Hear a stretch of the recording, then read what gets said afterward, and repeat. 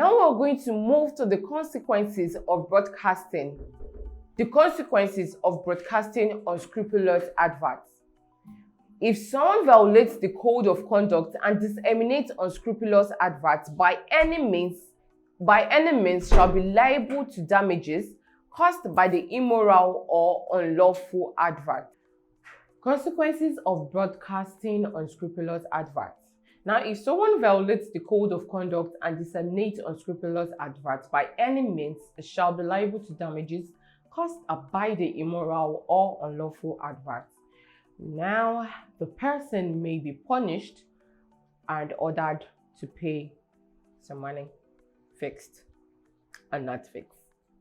Well, first is a compensation amount. It is fixed by the courts of law, equal to the harm done by him or her to the wealth, health, or life of a person or to any other legal entity. Second is the compensation for moral damage, then the compensation for all sorts of loss. Advertising is regulated in Nigeria under both the general and sector-specific laws, regulations, and guidelines, which stipulates principles and requirements for advertising.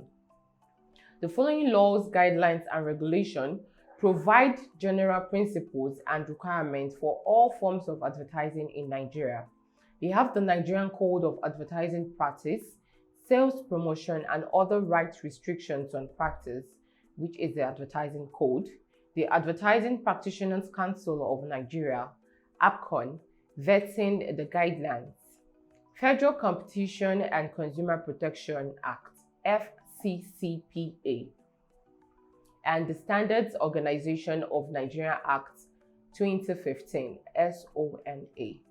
Article 21 of the Advertising Code stipulates that all advertisements, except those for public service announcements, goodwill messages, obituaries, and vacancies, shall be presented for vetting and approval by the Advertising Standards Panel, which is the ASP, before exposure to the public.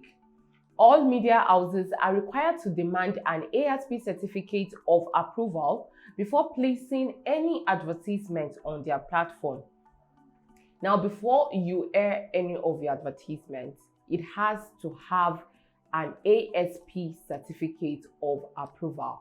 I mean the Advertising Standards Panel. This is also reiterated in the vetting guidelines.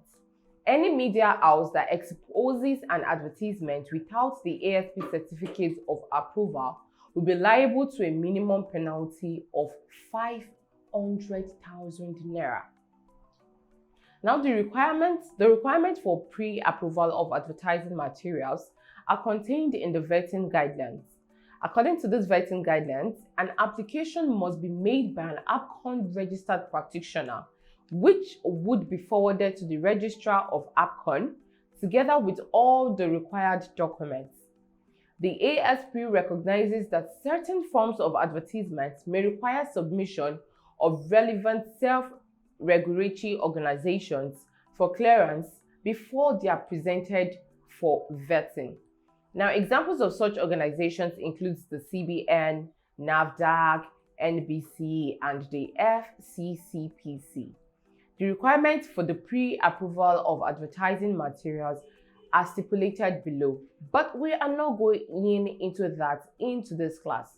We'll be looking at that in our next class. So see you next time on LearnCity.